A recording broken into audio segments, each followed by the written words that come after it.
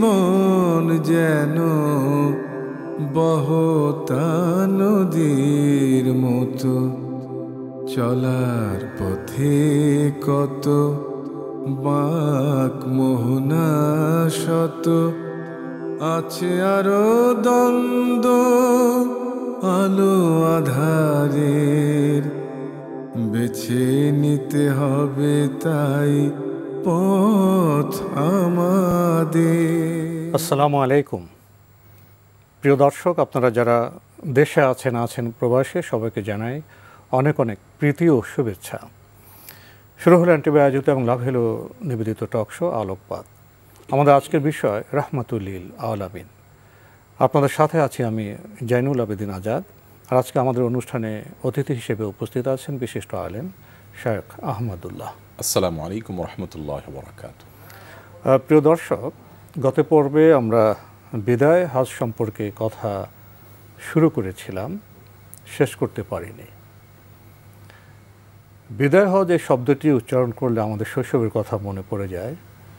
School জীবনে আমরা বিদায় হজের পাঠ গ্রহণ করেছি, কিন্তু পাঠোদ্ধার কতটা করতে পেরেছি জীবন সায়ান্নে আজকে প্রশ্ন জাগে। আমরা আসলে পাঠোদ্ধার করতে পারিনি। বিদায় হজে যা বলা হয়েছিল মানুষের প্রতি,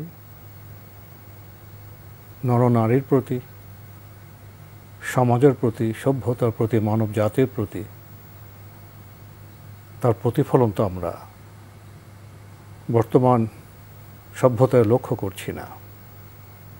আমরা তো জ্ঞান গবেষণায়, বিজ্ঞান প্রযুক্তিতে অনেক দূরে এগিয়ে গেছি, কিন্তু মানবিক সমাজ কি নির্মিত হয়েছে?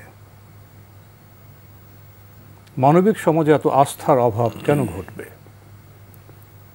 সভ্যতার দিকে তাকালে আমরা ভূ রাজনীতির আস্ফালন লক্ষ্য করি। যখন আস্থা ভেঙে যায় তখন মানুষ মারণাস্ত্র আবিষ্কারে মত্ত হয়। এখনকার যে আণবিক মারণাস্ত্র, তার কি কোনো শেষ আছে? পরাশক্তি তার মারণাস্ত্রের যে ভাণ্ডার, সেখানে সংখ্যা বৃদ্ধি করছে, আরও আধুনিক করছে। উপলব্ধি করা যায় বিদায় হজের যে ভাষণ, যে মর্ম, যে নির্দেশনা, তা আমরা মুসলিমরা উপলব্ধি করতে পারিনি, প্রয়োগ করতে পারিনি, মানব জাতিও পারিনি। এমন প্রেক্ষাপটে বোধহয় বিদায় হজের ভাষণ শুধু পুনঃপাঠ নয়, পুনঃ গবেষণা, উপলব্ধি বোধহয় এখন মানব জাতির জন্য একটি বিশেষ কর্তব্য হয়ে দাঁড়িয়েছে। আমি কি ভুল বললাম? মোটেই নয়, আমাদের সেটি করা উচিত, বারবার পড়া উচিত, পাঠোদ্ধার করার চেষ্টা করা উচিত এবং উপলব্ধি করার চেষ্টা করা উচিত যে নবী করিম সাল্লাল্লাহু আলাইহি ওয়াসাল্লাম বিদায় হজের ভাষণে কী বলে গেছেন, আমরা তার কতটুকু নিশ্চিত করতে পেরেছি। গত পর্বের শেষে আপনি একটা কথা দিয়ে শেষ করেছেন, সেটি আমার মনে আছে যে নবী করিম সাল্লাল্লাহু আলাইহি ওয়াসাল্লাম বিদায় হজের ভাষণের প্রথম কথাই ছিল যে তোমাদের একজনের জীবন অন্যজনের কাছে যেন নিরাপদ থাকে, পবিত্র। তোমাদের কারোর সম্মান অন্য কারোর সেটাকে নষ্ট করবার কোনো সুযোগ নেই। তোমাদের সম্পদ একজনের সম্পদ অন্যজন নষ্ট করবার কোনো সুযোগ নেই, সেটি আমানত। এই যে মানুষের জীবনের নিরাপত্তা, সম্পদের নিরাপত্তা এবং ইজ্জত এবং সম্মানের নিরাপত্তা, এটি আমরা কতটা নিশ্চিত করতে পেরেছি। আমি হয়তো মানুষ খুন করি না, কিন্তু কারোর সম্পদ অন্যায়ভাবে আমি আত্মসাৎ করি কিনা, ভক্ষণ করি কিনা, কোনোভাবে মানুষকে আমি ছোট করি কিনা, হেয় করি কিনা, তুচ্ছ করি কিনা, অসম্মান করি কিনা, আমার আচরণগত ত্রুটির কারণে কারোর কষ্ট হয় কিনা, কারোর আঘাতপ্রাপ্ত হন কিনা কেউ, এই প্রশ্নগুলো বারবার আমাদের মাঝে জেগে ওঠা উচিত এবং এগুলোর সদুত্তর আমাদের খুঁজে বের করা উচিত। আপনি যেমনটি বলছিলেন যে বিদায় হজের সেই বাস্তবতা, সেই নির্দেশগুলো, সেই পাঠ পর্যালোচনা, সেগুলো আমাদের বারবার করতে থাকা উচিত, যাবত না সেটাকে আমরা প্রতিষ্ঠা করতে পেরেছি। নবী করিম সাল্লাল্লাহু আলাইহি ওয়াসাল্লাম বিদায় হজের ভাষণের শুরুতে যে সাহাবীদেরকে আবেগঘন একটা পরিবেশে তাদেরকে আগে এনেছেন, জানিয়েছেন যে দেখো এটা কিন্তু আমার শেষ সাক্ষাৎ তোমাদের সাথে, এই জায়গায় আর তোমাদের সাথে সাক্ষাৎ হবে না। এখান থেকে তিনি যে আল্লাহর শেষ নবী ছিলেন তার ইঙ্গিত পাওয়া যায়। পৃথিবীর কোনো মানুষ তার মৃত্যুর আগে একজন সুস্থ, তখন তার শরীরে কোনো অসুস্থতা নেই, তিনি পরিপূর্ণ সুস্থ বলতে গেলে চলে। এই অবস্থায় তিনি তার আগে মুআজ ইবনে জাবালকে বললেন যে তোমার সাথে হয়তো আমার আর সাক্ষাৎ হবে না, তুমি এসে আমার কবর বা মসজিদ দেখতে পাবে। এখানে আবার দাঁড়িয়ে বলছেন যে এই জায়গায় তোমাদের সাথে আর হয়তো আমার কখনো সাক্ষাৎ হবে না। তিনি নিশ্চিত করে বলেননি, কিন্তু যেভাবে বলেছেন এভাবে কোনো নবী ছাড়া কেউ আসলে বলতে পারে না। কিন্তু বার্তা পান, তিনি বার্তা পান, তার কাছে ওহি আসতো। তিনি সাহাবীদের পরিপূর্ণ মনোযোগ আকর্ষণ করে তারপর তাদেরকে সর্বপ্রথম তার যে বার্তা সেটা তিনি ডেলিভারি করলেন, সেটা তিনি তাদের মধ্যে ছাড়লেন এবং সেখানে সমাজে নিরাপত্তা নিশ্চিত করবার আয়োজন তিনি করলেন। এবং আমরা যেটি বলছিলাম বিগত পর্বে যে এই বিদায় হজের ভাষণ এটি মক্কার মানুষ বা মদিনার মানুষের জন্য ছিল না, এটা গোটা বিশ্ব মানবতার জন্য ছিল। কারণ তিনি রহমতুল্লিল আহলে মক্কা, রহমতুল্লিল আরব এরকম ছিলেন না, বরং তিনি রহমতুল্লিল আলামিন ছিলেন, গোটা সৃষ্টি জগতের জন্য, গোটা সৃষ্টি জগতের সবাইকে যে তিনি অ্যাড্রেস অর্থাৎ সবার অধিকার সম্পর্কে যে তিনি এখানে বিশেষভাবে সচেতন করেছেন, সতর্ক করেছেন, সেটা কিন্তু প্রতিটা পয়েন্ট থেকে বোঝা যায়। তার দ্বিতীয় পয়েন্ট ছিল কি, তিনি দ্বিতীয়ত সাহাবীদেরকে লক্ষ্য করে বলেছিলেন, দেখো তোমরা নারীদের ব্যাপারে দায়িত্বশীল হবে। তার আগে তিনি বলেছেন অবশ্য জাহিলি যুগের সকল কুপ্রথা আজ আমার পায়ের নিচে আমি সেটাকে রেখে দিলাম, অর্থাৎ সেটাকে তোমরা অতীত মনে করবে। জাহিলি যুগের যে সমস্ত কুসংস্কার ছিল, যে সমস্ত প্রথা প্রচলন ছিল, যেগুলো অযৌক্তিক, সেগুলো অমানবিক ছিল, সেগুলো কোনোটি আর টিকে থাকবার কোনো সুযোগ নেই। নবী করিম সাল্লাল্লাহু আলাইহি সাল্লাম কিন্তু মক্কা এবং মদিনার মানুষের মধ্যে প্রচলিত অনেক সংস্কৃতিকে তিনি কিন্তু অনুমোদন করেছেন। যখন দেখেছেন সেটা যেটা প্রচলন ওরফ ছিল, সেটাকে তিনি কিন্তু টিকিয়ে রেখেছেন, অর্থাৎ তিনি চোখ বন্ধ করে সব বন্ধ করে দেননি। যেটা ক্ষতিকর নয়, যেটা যেটা হারাম নয়, যেটা কোন হাদিসের সাথে সাংঘর্ষিক নয়, যেটা অমানবিক নয়। এখানে একটা চমৎকার বার্তা পাই, জনপদের এটা নৃতাত্ত্বিক বিষয়, যেটা লৌকিক বিষয়, যেটা মানুষ অভ্যস্ত, আল্লাহ তো রাসূল তো সেখানে অভ্যস্ত বিষয়ে তো অযথা আঘাত হান, যদি না সেটা মানুষের জন্য সমাজের জন্য ক্ষতিকর হয়। তার দিনটা তো দিনুল ফিতরাহ, স্বভাবসম্মত। তো এই স্বভাবসম্মত দিন তো মানুষের লৌকিক বিষয়, লোকজ বিষয়, ইসলামের বিষয়তে এসে যাবে। হ্যাঁ, ইসলাম মোটেই সেগুলোকে অস্বীকার করে না। এবং আমরা দেখি যে নবী সাল্লাল্লাহু আলাইহি সাল্লাম কিন্তু মক্কার মানুষের যে ওরফ ছিল, তাদের মধ্যে যে প্রচলন ছিল, এরকম বহু বিষয়কে তিনি অনুমোদন করেছেন, অর্থাৎ সেগুলোকে তিনি হাত দেন নাই সেখানে। যাই হোক, তো নবী সাল্লাল্লাহু আলাইহি সাল্লাম সেখানে বললেন জাহিলি যুগের এই জাতীয় প্রথা যেগুলো আছে সেগুলো শেষ, এবং জাহিলি যুগের কোনো পাওনা দেনা নিয়ে আর কারোর কোনো কথা শোনা হবে না, সেগুলো বললেন। এরপর বললেন নারী অধিকার সম্পর্কে। দেখুন, আজ আমরা নারীর অধিকার নিয়ে কথা বলছি। আমি আমাদের সমাজের দর্শকদেরকে আপনার মাধ্যমে বলতে চাই, চলুন আমরা আজ থেকে 1400 প্রায় 1450 বছর আগে আমরা একটু ফিরে যাই। 1450 বছর আগে যদি ফিরে যাই আমরা, তাহলে তখনকার পৃথিবী কেমন ছিল? 1450 তো অনেক পরে, আজ থেকে 50 বছর আগে অনেকের ফিরে যাওয়ার সুযোগ আছে। আপনার বা আপনার চেয়ে সিনিয়র যারা, তারা অবশ্যই 50 বছর আগে ফিরে যেতে পারেন। 50 বছর আগের পৃথিবীর বাস্তবতা কী ছিল? সেই বাস্তবতায় নারীর অধিকার নিয়ে আমরা, আমাদের নারীর অধিকার নিয়ে যারা কথা বলেছেন তাদেরকে আমরা সম্মানের শ্রেষ্ঠত্ব দেই, শ্রেষ্ঠ আসনে আসীন করি যে আজ থেকে 2-3 দশক আগে বেগম রোকেয়া নারীর অধিকার নিয়ে কথা বলেছেন, অমুক কথা বলেছেন, তমুক কথা বলেছেন, আমরা অনেক কথা বলি। অর্থাৎ তখন নারীর অধিকার নিয়ে কথা বলার কেউ ছিল না, তিনি বলেছেন। এটা তো কয়েক দশক আগের কথা, আর সেখানে শতাব্দীর আগে, 1450 বছর আগে, যখন নারী হিসাবে জন্মগ্রহণ করাটা অপরাধ মনে করা হতো, হত্যাযোগ্য অপরাধ মনে করা হতো, এবং নারী হিসাবে নারী জন্মটাকে মানুষের লজ্জার কারণ হিসাবে অভিহিত করা হতো।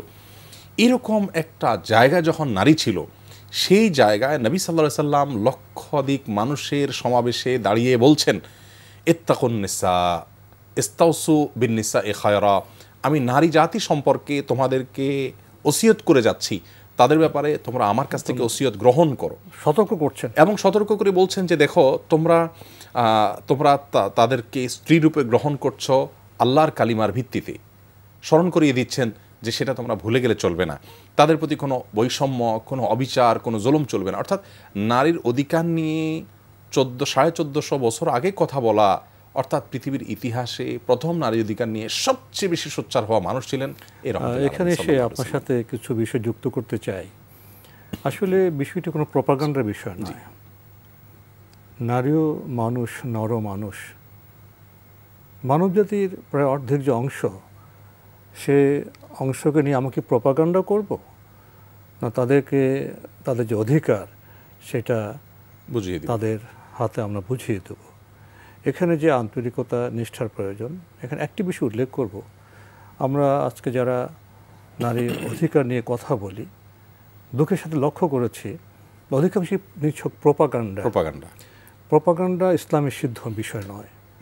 আমি স্পষ্ট বলতে চাই না, ইঙ্গিতই বলতে চাই, অনেক প্রাগ্রসর দেশ আছে, আমাদের প্রতিবেশী দেশও আছে, আজও তারা মেয়ে বাবার সম্পদের অধিকারী নন। এখনও তাদেরকে পিতার সম্পদ পাওয়ার জন্য আন্দোলন করতে হচ্ছে, অথচ 1450 বছর আগে স্পষ্টভাবে নারীর অধিকার দিতে হবে নয়, কতটা দিতে হবে, কত অংশে দিতে হবে, আঙ্কিকভাবে সেটাকে স্পষ্ট করা হয়েছে। আরেকটি বিষয় এই সংক্ষিপ্ত পরিসরে বোধহয় বলতেই হবে, সেটা হলো নারী অধিকার নামে এখন যে প্রপাগান্ডা চলছে ওয়েস্টার্ন সভ্যতায়, সেখানে কি আসলেই নারীকে তার মর্যাদার আসনে অধিষ্ঠিত করা হচ্ছে না নারীকে ব্যবহার করা হচ্ছে? নারীর অধিকার করার কথা বলে সহজ সরল নারীদেরকে কোন পথে নিয়ে যাওয়া হচ্ছে? তাদের কি মানবিক মর্যাদায় অধিষ্ঠিত করা হচ্ছে না তাদেরকে তাদের যে মর্যাদা থেকে তাদেরকে দূরে সরিয়ে নিয়ে তাদের ব্যবহার করছে? এই প্রশ্ন বোধ হয় উত্থাপন করাই উচিত। অবশ্যই নবী করিম সাল্লাল্লাহু আলাইহি ওয়াসাল্লামের বিদায় হজের ভাষণের শব্দগুলো আপনি লক্ষ্য করুন, সেখানে কিন্তু একটা বিরতিতে যাব। আচ্ছা, প্রিয় দর্শক, দেখছিলাম এনটিভি আয়োজিত এবং লাভহিলো নিবেদিত অনুষ্ঠান আলোকপাত। এখন বিকাশ অ্যাপেই পাবেন দেশের প্রথম ডিজিটাল লোন। আপনি বলছিলেন নারী অধিকার প্রসঙ্গে নবী সাল্লাল্লাহু আলাইহি সাল্লামের যে ভাষণ ছিল ঐতিহাসিক বিদায় হজের ভাষণে, তার যে নসিহত ছিল গোটা মানব জাতিকে লক্ষ্য করে, সেটি এবং আজকে নারী অধিকার নিয়ে যে প্রপাগান্ডা চলছে, দুইটাকে আমরা পাশাপাশি দাঁড় করে তারা দেখতে পাবো। নবী করিম সাল্লাল্লাহু আলাইহি সাল্লাম যে কথা বলেছেন তার সে শব্দগুলো বিশ্লেষণ করলে বোঝা যাবে এবং পরিষ্কার হবে যে তার মধ্যে নারীকে প্রকৃতির সম্মান দেওয়ার আকুতি ছিল, তাড়না ছিল, এবং সেজন্য তিনি যে শব্দগুলো ব্যবহার করেছেন, ইস্তাউসু বিন নিসাই খায়রা, মেয়েদের ব্যাপারে তোমরা আমার কাছ থেকে কল্যাণের ওসিয়ত গ্রহণ করো, আমি তোমাদেরকে ওসিয়ত করে যাচ্ছি তাদের প্রতি কল্যাণের আচরণ করবে, তাদের প্রতি তোমরা আন্তরিক হবে, ভালোবাসা দিবে। অর্থাৎ নারীকে কোনো প্রকার একটা আইটেম বানিয়ে শুধুমাত্র মজমা গরম করা কোনো কথাবার্তা, মুখরোচক কোনো কথাবার্তা না। নারী মা হিসেবে কি মর্যাদা পাবে, নারী স্ত্রী হিসেবে কি মর্যাদা পাবে, নারী কন্যা হিসেবে কি মর্যাদা পাবে। এখানে একটি বিষয় আমি উল্লেখ আমাকে করতে হবে। যখন কন্যা সন্তান হযরত ফাতেমা রাদিয়াল্লাহু তাআলা আনহা নবী সাল্লাল্লাহু আলাইহি ওয়াসাল্লাম গৃহে আসতেন, তিনি দাঁড়িয়ে সম্মান করতেন। শুধু স্নেহ নয়, নিজের মেয়েকে একই সাথে তিনি সাক্ষাৎ করতেন, তাকে স্নেহ করতেন এবং দাঁড়িয়ে সম্মান করে তাকে স্বাগত জানাতেন। বর্তমান সময়ে কজন মানুষ মেয়ে গৃহে আসতে তাকে দাঁড়িয়ে সম্মান করে? এটা তো খুবই গভীরভাবে উপলব্ধ বিষয়। এবং সেটার সাথে একটু যোগ করতে চাই, মানে এই চিত্রটাকে 1450 বছর আগের বাস্তবতা যদি আমরা চিন্তা করি, যেখানে যখন নারী ছিল হত্যাযোগ্য, জন্ম হিসাবে গ্রহণ করাটা হত্যাযোগ্য অপরাধ মনে করা হতো, সেই সমাজে তাকে, আমি তো বলি যে পাতাল থেকে আকাশে তুলে দেওয়া যে কথাটি বলা হয়, নারীকে সেই জায়গা থেকে নবী সাল্লাল্লাহু আলাইহি ওয়াসাল্লাম তুলে ঠিক আকাশে তুলে দিয়েছেন। অর্থাৎ হত্যাযোগ্য অপরাধ তো পরের কথা, সবচেয়ে বেশি স্নেহ, ভালোবাসা, সম্প্রীতি পাওয়ার, স্নেহ এবং সম্মান, দুটি বিষয়। হয়তো আমরা মেয়েদেরকে এখন স্নেহ করি, কিন্তু নবী ইসলাম যে সম্মানের উদাহরণ দিয়ে গেছেন সেটা আমরা তো উপলব্ধি করি কি আমরা। এবং আল্লাহ রাব্বুল আলামিনও কিন্তু এই জন্য ইমাম মালিক রাহমাতুল্লাহ একটা কথা বলতেন, খুব চমৎকার বলতেন যে আল আম্বিয়া ও আবুল বানাত, নবীগণ ছিলেন মেয়েদের বাপ। আপনি অবাক করা বিষয় দেখবেন যে আমাদের নবী সাল্লাল্লাহু আলাইহি ওয়াসাল্লামকে আল্লাহ ছেলে সন্তান দিয়েছেন, কিন্তু কাউকে জীবিত রাখেন নাই, অর্থাৎ ছোটবেলা তাদের মওত দিয়ে দিয়েছেন, হায়াত শেষ হয়ে গেছে, শুধু মেয়েগুলোকে বাঁচিয়ে রেখেছেন। উনি কি আরেকটি কথা বলে জানি, রাসূলুল্লাহ সাল্লাল্লাহু আলাইহি ওয়াসাল্লাম যদি উপহার নিয়ে আসো গৃহে প্রবেশের পরে মেয়েকে আগে দাও, ছেলেকে পরে দাও। তো যাই হোক, আমরা বিদায় হজের ভাষণের এই পর্যায়ে বলছিলাম যে নবী করিম সাল্লাল্লাহু আলাইহি ওয়াসাল্লাম মেয়েদের অধিকার নিয়ে সত্যিকারের আলোচনা করেছেন, এবং পৃথিবীতে মেয়েদের অধিকার নিয়ে সর্বপ্রথম কথা বলা মানুষ ছিলেন মুহাম্মদ সাল্লাল্লাহু আলাইহি ওয়াসাল্লাম। আমরা জানা নেই যে পৃথিবীর ইতিহাসে মেয়েদের অধিকার নিয়ে মুহাম্মদ সাল্লাল্লাহু আলাইহি ওয়াসাল্লামের আগে কেউ কোনো কথা বলেছেন? পরিবারের অধিকার, সমাজের অধিকার, সম্পদের অধিকার, মর্যাদার অধিকার, সবগুলো তিনি শুধু কথা বলেননি, তিনি প্রতিষ্ঠিত করেছেন, বাস্তবায়ন করেছেন, তার দৃষ্টান্ত রেখে তারপরে গেছেন। যাই হোক, এরপর বিদায় হজের ভাষণে তার আরেকটা গুরুত্বপূর্ণ দিক ছিল বক্তব্যের মধ্যে, তিনি আপনার কৃতদাসদের অধিকার সম্পর্কে বলেছেন এবং অধীনস্থ মানুষদের ব্যাপারে সদয় যেন হই, এবং সেই সম্পর্কে নবী সাল্লাল্লাহু আলাইহি ওয়াসাল্লাম ভাষাটা লক্ষ্য করবেন। তিনি বলেছেন যে তারা তোমাদের ভাই, তোমাদের অধীনস্থরা তোমাদের ভাই, এবং ভাই বলার মাধ্যমে তাদের মাধ্যমে একটা বন্ধন যে আছে, এটা আল্লাহ তাআলা নবী বোঝানোর চেষ্টা করেছেন যে তোমার ভাইয়ের প্রতি তোমার আচরণ কেমন হয়, তোমার অধীনস্থরা কিন্তু তোমার ভাই, আল্লাহ তাআলাই তাদেরকে তোমার অধীনস্থ করে দিয়েছেন, অর্থাৎ আল্লাহ চাইলে তোমাকে তার অধীনস্থ করতে পারতেন, এটা আল্লাহ করে দিয়েছেন, এটা তোমার জন্য পরীক্ষা। অতএব তোমরা যা খাও তাদেরকে তা খাওয়াবে, তোমরা যা পড়ো তাদেরকে তা পড়াবে। আমি এখানে একটু বলতে চাই, আমরা কি কেউ কল্পনা করতে পারি যে আমার বাসার কাজের লোকটা তার ছেলের জন্য আমি সে জামা কিনে আনবো যে জামা আমার ছেলের জন্য কিনে আনবো, একই জামা আমার ছেলের গায়ে থাকবে, আমার কাজের লোকের ছেলের গায়ে থাকবে? এটা কি আজকের সমাজে আমরা চিন্তা করতে পারি? আমি যে খাবারটা খাবো হুবহু একই খাবার আমার সাথে বসে আমার কাজের লোককে খাওয়াবো, কজন মানুষ চিন্তা করতে? পরিবারের অংশ, পরিবার তো একই রান্না হবে, সেটাই তো বন্টন হবে। নবী করিম সাল্লাল্লাহু আলাইহি ওয়াসাল্লাম, আজকে আমরা অনেক বড় বড় কথা বলি, আমরা অনেক সভ্য দুনিয়া গড়েছি, অনেক কিছু করেছি, আসলে কি আমরা অধীনস্থ লোকগুলোকে এই মর্যাদা দিতে পেরেছি? মুহাম্মদ সাল্লাল্লাহু আলাইহি ওয়াসাল্লাম তো তাদেরকে সাথে নিয়ে বসে খাওয়াতেন, তাদেরকে নিজের যে মানের পোশাক পরতেন সে মানের পোশাক পরাতেন। এগুলো এখন আমরা শুধু বলতে পারি, এগুলোর বাস্তবায়ন কোথাও আমরা দেখতে পাচ্ছি মোটেই। আরেকটি বিষয় বোধহয় যোগ করা প্রয়োজন, আমরা বলি অধীনস্থ। যখন কেউ আমাদের অধীনস্থ হয়ে যায় বা আমাদের গৃহে যারা কাজ করে বা আমাদের জীবনযাপনে তারা সহযোগিতা করে, যারা কর্মচারী, এই শব্দ দিয়ে আমরা যেন তাদেরকে আমাদের সমাজ থেকে আলাদা করে ফেলি। অথচ রাসূল সাল্লাল্লাহু আলাইহি ওয়াসাল্লাম যে উদাহরণ দিয়ে গেছেন যে পরিবারের সদস্য ভাই, যারা তার অধীনস্থ, জায়েদ তো না, জায়েদ, তাকে কোনো উহু বলেছে, তাকে কোনো ধমক দিয়েছে, এই জন্য তো জায়েদ তো পিতা আসার পর তার সাথে যেতে চায়নি। এবং নবী করিম সাল্লাল্লাহু আলাইহি ওয়াসাল্লামের স্নেহে এই পর্যায়ে গেছে যে সবাই তাকে জায়েদ ইবনে মুহাম্মদ বলতে শুরু করেছে। তার মানে তার প্রতি আচরণটা এই পর্যায়ে ছিল আপন সন্তান তুল্য আচরণ করেছেন। মানে এখন আমরা কি করি, আর নবী সাল্লাল্লাহু আলাইহি ওয়াসাল্লাম কি করেছেন? বিদায়ের ভাষণে তিনি সেটা বলেছেন। দেখুন, আজ আমরা শ্রমিকের অধিকার নিয়ে কথা বলছি, শ্রমিকের অধিকার নিয়ে কথা তিনি বলে গেছেন সেই বিদায় হজের ভাষণে, এবং তাকে তিনি বলেছেন যে আমার পর আর কোনো নবী হবে না, এবং তিনি বলেছেন যে এই তোমাদের মাঝে আমি কোরআন রেখে যাচ্ছি, এই কোরআন অনুসরণ করো, তোমাদের জন্য সেটি যথেষ্ট হবে। মানে কোরআনের মধ্যে সুন্নাহও আছে, নবী সাল্লাল্লাহু আলাইহি ওয়াসাল্লাম সিরাতও আছে, সব কিছু আছে। এটাকে যদি তোমরা মূল হিসাবে গ্রহণ করো, আঁকড়ে ধরো, তাহলে তোমাদের কেউ পথভ্রষ্ট করতে পারবে না, তোমার পথ আর হবে না। তিনি বলেছেন যে তোমরা আল্লাহর ইবাদত করো এবং ৫ ওয়াক্ত সালাত আদায় করো, সিয়াম পালন করো, যাকাত আদায় করো, এবং তোমরা তোমাদের দায়িত্বশীলদের আনুগত্য করো। দেখুন, এখানে সমাজে যেন শৃঙ্খলা বজায় থাকে, আনুগত্য থাকে, কোনো প্রকার বিশৃঙ্খল পরিবেশ না হয়, সেজন্য যারাই দায়িত্বশীল হবেন, যারাই আল্লাহর বিধান অনুপাতে মানুষকে পরিচালিত করবেন, তাদের যেন আনুগত্য করা হয়, সে বিষয়টিকে অবধারিত করে, অপরিহার্য করে তিনি বলেছেন এই কাজগুলো করতে পারলে তোমরা তোমাদের রবের জান্নাতে প্রবেশ করতে পারবে। তোমরা আল্লাহর ইবাদত করবে আর কারণ নয়, ৫ ওয়াক্ত সালাত আদায় করবে, সিয়াম পালন করবে, যাকাত দিবে, এবং তোমরা তোমাদের দায়িত্বশীলদেরকে মেনে চলবে, অর্থাৎ শৃঙ্খলা মেনে রক্ষা করে চলবে, তাহলে জান্নাত তোমরা প্রবেশ করতে পারবে। এরপর নবী সাল্লাল্লাহু আলাইহি ওয়াসাল্লাম সর্বশেষ কথা বলেছেন যে আচ্ছা, আমি তোমাদেরকে জিজ্ঞাসা করতে চাই, আল্লাহ আমাকে যে দায়িত্ব দিয়েছেন আমি সেটা কতটা পালন করেছি? আবেগঘন একটা পরিবেশ তৈরি হয়েছে। সাহাবীরা সবাই বললেন, সমস্বরে বলে উঠলেন, এই লক্ষাধিক সাহাবী, হে আল্লাহ রাসূল, আপনি আপনার কাছে দেওয়া আল্লাহর আমানত, এটার তাবলীগ, এটার প্রচার, এটা পৌঁছে দেওয়া, এটা আপনি করেছেন, দায়িত্ব আপনি যথাযথ পালন করেছেন। তখন নবী সাল্লাল্লাহু আলাইহি ওয়াসাল্লাম বলেছেন, আল্লাহুম্মা শাহাদ, আল্লাহুম্মা শাহাদ, আল্লাহুম্মা শাহাদ, 3 বার বলেছেন, আল্লাহ তুমি সাক্ষী থাকো যে আমার সাহাবীরা, তোমার বান্দারা সবাই স্বীকৃতি দিচ্ছে যে আমি আমার দায়িত্ব যথাযথ পালন করেছি। এর মাধ্যমে নবী করিম সাল্লাল্লাহু আলাইহি ওয়াসাল্লাম আল্লাহর কাছে যে তার মধ্যেও যে জবাবদিহিতার বোধ ছিল, এবং একজন মুসলমান যে সবসময় আল্লাহর দায়িত্বটা, আল্লাহর দেওয়া দায়িত্বটা আমি কতটা পালন করতে পেরেছি, এই আত্মজিজ্ঞাসা যে একটা মানুষের আত্মোন্নয়নের মূল চাবিকাঠি, এবং একটা মানুষের তাকওয়ার সর্বোচ্চ শেখর বলা যেতে পারে, যে আমি নিজেকে প্রতি মুহূর্তে জিজ্ঞাসা মুখোমুখি করে আমি কোন জায়গায় দাঁড়িয়ে আছি আমি সেটা পর্যালোচনা করব। নবী সাল্লাল্লাহু আলাইহি ওয়াসাল্লাম সেটি কিন্তু করেছেন। নবী হয়ে তিনি কিন্তু সাহাবীদের, অনুসারীদের সাক্ষ্য নিয়েছেন যে আমি আমার দায়িত্ব যথাযথ পালন করেছি কিনা। এই যে ঈমান হলো বাইনার রাজা আল খৌফ, আশা এবং ভয়ের মাঝামাঝি হলো ঈমান। আমরা আমাদের অধীনস্থদেরকে, যাদের উপর আমাদের দায়িত্ব আছে, তাদেরকে আমরা জিজ্ঞাসা করব, আমরা পর্যালোচনা করব যে আমি তোমাদের অধিকার আদায় কোনো ত্রুটি করেছি কিনা।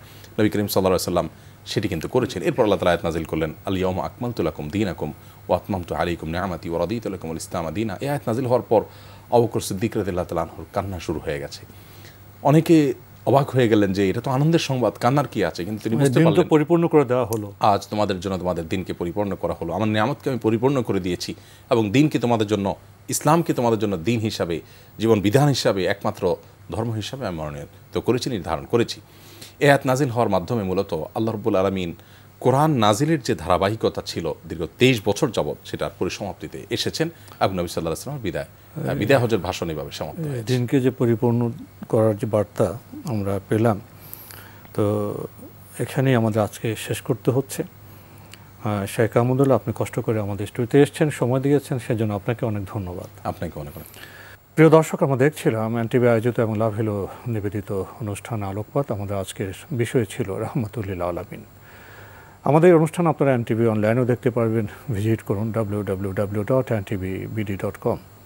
এছাড়া ইউটিউবে এবং আমাদের ভেরিফাইড ফেসবুক পেজে অনুষ্ঠান দেখতে পারবেন।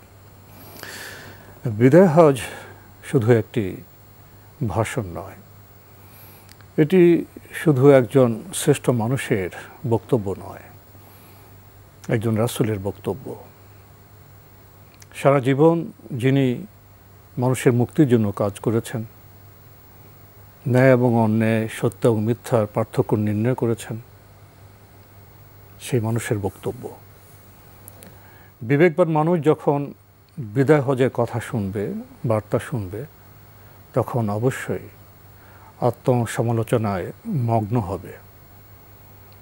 শুধুমাত্র বিদায় হজের ভাষণটি যদি আমরা পরিবার, সমাজ, রাষ্ট্র এবং বৈশ্বিক যে সভ্যতা সেটা নির্মাণের ক্ষেত্রে প্রয়োগ করি, তাহলে আমাদের অনেক দুঃখ ঘুচে যাবে, আমাদের অনেক আকাঙ্ক্ষা পূর্ণ হবে এবং তখন বোধহয় আমরা বলতে পারব আমরাও মানুষ। প্রিয় দর্শক, মহান আল্লাহ আমাদের সবাইকে নিরাপদে রাখুন, রাখুন শান্তিতে। আসসালামু আলাইকুম। চলার পথে কত বাঁক মোহনা শত, আছে আরো দ্বন্দ্ব আলো আধারের, বেছে নিতে হবে তাই পথ আমাদের। চেয়ারম্যান সাহেব, আমার একটা কথা আছে। তো কথা ছিল তুমি পিছে গিয়া সামনে আসো। এই কদিন ধরে আমি একবারও দেখলাম না তো জামাইটার লগে কথা বলতে। রিদিশা চকো ফান বিস্কুট নিবেদিত নতুন ধারাবাহিক নাটক প্রবাসী পরিবার। তো খালাম্মার নামে পাঠাইতো, তুমি ইচ্ছা মতো খরচ করতা। আমি বিদেশে থেকে কষ্ট করে তিল তিল পয়সা জমা তোমার পয়সা পাঠাই, এটা কি হিসাব চাইতে পারি না আমি? আমার কাছে টাকার হিসাব কত বড় সাহস ওর! ঠিকই তো আছে, হ্যাঁ বিদেশ থেকে টাকা পাঠায়, তোমার কাছে হিসাব চাইবো না তো কার কাছে হিসাব চাইবো? পাশে পাশে বেটার কাছে। রচনা ও পরিচালনা মারুফ রেহমান। এটা কি সালাম দেওয়ার জায়গা? ভাবি, আমি মাছ রাখতেও পারি না, আমি মাছ কাটতেও পারি না, আমার অনেক গন্ধ লাগে। আর তুমি না পারলে রেখে দাও না, আম্মা এসে রান্না করবে, আর নয়তো কাজলকে বলে দিচ্ছি কাজল এসে রান্না করবে, ঠিক আছে?